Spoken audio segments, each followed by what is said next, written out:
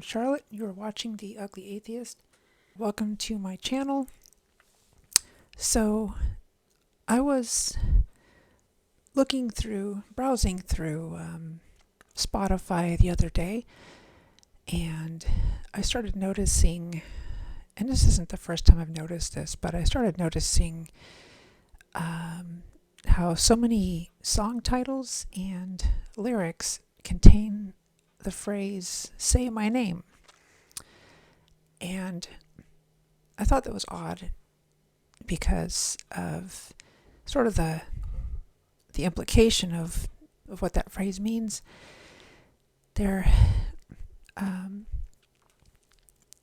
seems to be an obsession with hearing their own name being said, which to me implies a severe lack of a intrinsic sense of significance.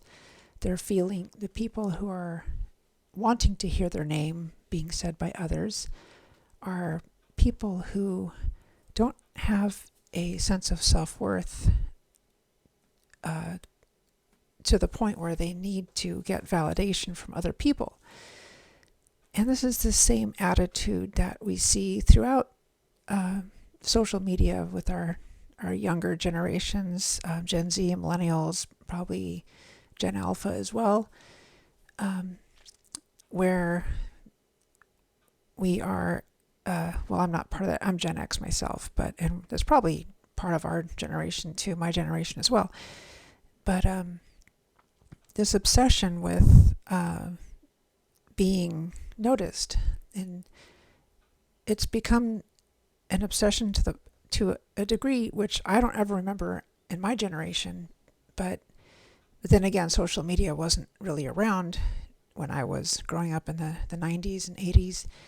But this obsession with being noticed, obviously, as you all are aware, has led to the rise of just insane and dangerous challenges on TikTok, people engaging in risky behavior just to get noticed, live streaming stuff, and doing whatever they can to just be noticed. It's to the point where being noticed and being admired even takes precedence over any other aspect of life. This is the first generation who, well, at least from my memory and my experience, that just doesn't want to work.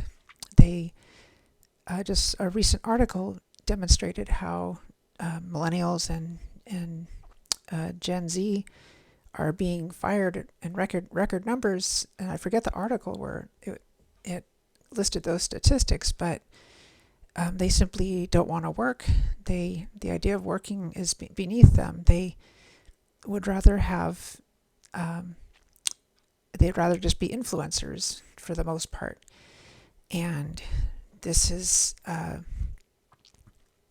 problem. The younger generation is supposed to start off at the bottom of the totem pole, job-wise, and work your way up the career. That's how society is set up. But if an entire generation doesn't want to work and they want to just spend their time being influencers, then those jobs that the younger generation normally fills are going to be filled. There's going to be a vacuum there, and people who are from other countries who have come into this country in less than legal ways are going to fill those positions. And what the long-term consequences of that is for our society, for our economy, remains to be seen. I've heard lots of speculations, and none of them are favorable. But that remains to be seen. I mean, maybe we're all wrong, and maybe this is the best recipe for a strong society and economy. I have my doubts, but this leads me to think about what is it that's causing such an epidemic of a major deficit in our sense of significance, our sense of self-worth. it's difficult to pinpoint, but I have a hypothesis that I'd like to explore with you in this episode, and I want to kind of make a comparison, first of all, with the acquisition of speech at an early age, because I think your significance, part of my hypothesis is that you're you are imbued with a sense of significance at an early age, and you carry that with you throughout your life. And just like with the acquisition of language, if you're not exposed to language and spoken to from birth to, I think it's around 5 years old or so, then you are doomed to spend the rest of your life not being, that language part of your brain doesn't develop. And so we know this from firsthand experience of finding unfortunately abused children who were deprived of language when they were being brought up, and nobody spoke to these kids. There's a number of cases in history where they've come across children that were deprived of language, and they were able to learn some language later in life once they were rescued, but it seemed to be little more than just saying simple phrases like hungry or drink or tired.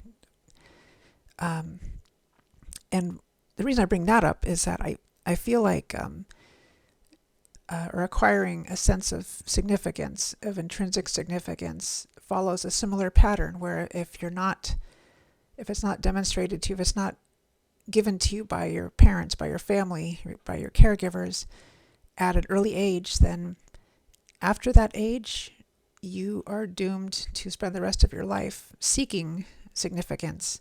I think the majority of people who are in Western cultures do not get imbued with that sense of intrinsic significance. And as a result, the people who do have that sense of inner significance are fairly rare, but you do come across them from time to time. And you can tell because they seem to be relatively unfazed by a lot of the turmoil of life that affects the rest of us more deeply. To give you an example, let's say we have two different people. We have person A who was given that sense of self-importance, self-worth, significance when they were little, before the age of 5, let's say. And then you have a person B, who was not given that, not imbued with the sense of self-worth. So let's say both these people, they grow up, they get older, and they each get boyfriends, and they're about to get married, but then we have just normal relational strife that happens from time to time. And let's say each of them get with their fiance, they get into a shouting match, a fight. So here's where the difference comes in between somebody who has a sense of significance, intrinsic significance, and someone who doesn't. Let's say that the fiance doesn't respond to a text. So, like after the fight, the fiance, the guy is sort of being distant. To the person who has the intrinsic sense of significance, that doesn't bother them that much. They will they understand that their value does not come from another person, doesn't come from who they're dating or who they're engaged to. It will not be consuming to that person. It will be troublesome and annoying and bothersome and concerning, but it won't it won't destroy them, and it won't flatten them the way it will, for example, person B, who will suddenly become paranoid, will think that, oh, is the relationship over? They'll be second guessing themselves. They'll wonder if they should call off the wedding. They'll and if the relationship does end, they'll exhibit stalker-like behavior, where they'll go try to find his social media profiles and even posing as someone else to try to, if they're blocked, try to get in there and see what their ex is doing, or what their fiance is doing, who they're talking to. It just becomes a psychotic ball of chaos. And so you can kind of see from that example, this is the difference between the two different types of people. So one point I wanted to make is that while it's impossible to reach the significance that you did not get as a child, a person who was raised without that internal sense of significance, they will spend their entire lives looking for that, trying to find that significance in their career, in their relationships, approval from their parents, in social media, public acceptance. You might end up becoming fairly successful in your career and your relationship, but one must be careful not to confuse significance with merely relevance. Usually when we are high achievers and reach certain milestones that we've been vying for, that is nothing more than acquired relevance. It is not significance. And how you can tell the difference is if you take all of that away. Let's say you achieved the pinnacle, or you're approaching the pinnacle of your career, and you feel really good about everything you've accomplished, and you might confuse that for a sense of significance, where you at work, everyone loves your work, you're sought after, and you are, you speak at conferences, you play golf with the CEO, so on and so on. But if all of that was taken away, let's say through an illness, or through you get fired, or some scandal, or something happens, the company you work for goes out of business, if you have merely an acquired relevance, then those kinds of things would be shattering to you as a person. You might contemplate self-harm. You might it might turn your world upside down. You might leave your spouse. It could be a very life-changing thing for you. Whereas somebody who has an intrinsic sense of significance, their sense of self-worth does not come from their career. Regardless of what happens in their career, they might be upset about it, but it doesn't shatter them. They have the confidence to understand that they can just pick up and rebuild what they had. It could take time, but they're confident they can do it.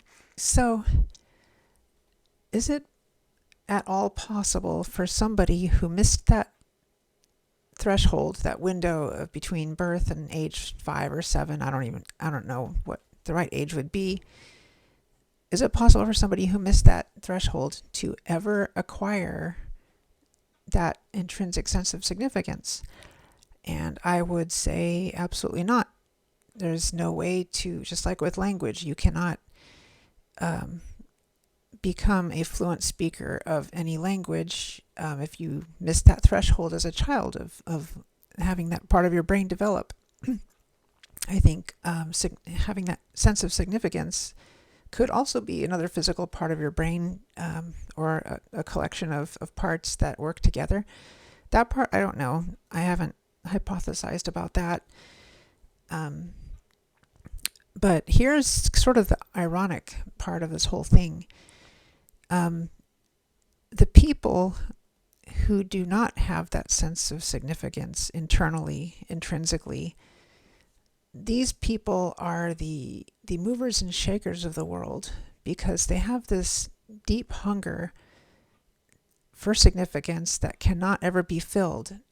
And so this is where you get like the John Lennons of the world, the Steve Jobs of the world, the people who are just tireless innovators, seeking to fill that empty void with something, but all they can do is just work really hard and achieve and do world-changing innovations that I think the world is technologically as wonderful a place as it is because of these people that don't have that innate sense of significance, and so they're vying for it. People with that innate sense of significance, they are usually less motivated, not always, but often less motivated, because they don't have that hunger in them. They're content in their job and their career. They try to do things to advance their career, of course, but there's not that drive. It's just like, if it happens, it happens. Again, because their value is not tied up with these things. They have a quiet understanding that they are valuable no matter what happens to them, or no matter who they date, no matter what their career does. And so I think this is a kind of an ironic quandary here. You know, which is better, to feel that sense of significance, or to have that emptiness that you're driven to fill? I don't know what the right answer is to that. I think in terms of having that inner peace within you, could help your life just be a little bit less chaotic and you have more stability. But if it leads you to have less of a drive to achieve, then I don't know, is that a good trade-off? That's a difficult question to answer. And that also brings up the point about religion. Does religion fill that void? Does religion give you that sense of significance that you were missing as a child? And I would say it does not. I believe that it is merely another instance of acquired relevance, because it's activity-based. You go into a church, you become part of that community, you engage in tithing, and you engage in worship and ministry, and these are all activities that give you relevance. But if it's demonstrated to you that your beliefs are not true, and that or all of these activities are taken away from you either through no fault of your own, or because of scandal, or any number of things, then it would be a devastating blow to you, and it would introduce a huge amount of chaos in your life. It seems that religion is probably not the answer, and that there really is no answer. There's no solution to it, other than simply recognizing it. And I am in the camp where I don't believe I was given that sense of significance when I was growing up. And I'm not exactly a mover or a shaker, and most of us aren't, but we are driven. And I don't know, I feel like I'm so used to this that I can't imagine having that inner peace that significance would bring. So there are a couple ways that you, as a parent, if you're a parent of toddlers, there are there's probably several things you can do that are fairly simple to make sure your child develops that innate sense of significance. And you have to make a decision as a parent if you want your child to have that, or if you want them to have that drive that they would otherwise have if they don't have the significance. But, and it's probably something I can go over in another video, but like one of the things that comes to mind is that if you, at an early age, the earliest age possible, involve your child in the decision-making process for the family. And of course, it wouldn't be anything super important, but what I did with my child was when we'd go grocery shopping and my child would be sitting in the little seat on the shopping cart, super young, and I'd say, okay, so we have our shopping list has pasta, for example, and we said we go down the pasta aisle, and I would grab two different containers that, or different brands or whatever, and I'd say, okay, so we have two different kinds here to choose from. Which one do you think we should choose? And so the child, using whatever criteria they want, that doesn't matter. Maybe one box is more colorful, maybe one box is bigger, whatever it is, but they're gonna pick one, and then they will see you put that one in the cart, and you put the other one back, and it's a super simple act, but what this does is it gives the child an understanding that they have a voice, they have a say, and that they're making a decision that is going to affect the entire family. And then maybe later that week when you're eating that pasta, you can point out like, oh, Joey picked this, and the other parent would say something along the lines of, oh, it tastes great, good choice, Joey. So super simple interactions that help the child feel like they're not being overlooked, that they're part of a larger thing that they have control over, when they feel like they're contributing to something that they don't fully understand the concept of a family. If they're that young, and that they have an impact on that institution. So, and there's several others, as I mentioned, but I can probably go over those in other videos, a different video, but I'll just leave that there. My name is Charlotte, and you're watching The Ugly Atheist. Sorry for my cackly voice. I'm still getting over this cold. It's been lasting forever. I can hear the vocal fray in my voice, and I apologize for that. If you like this kind of content, please like and subscribe, and we'll see you next week. Thank you for watching.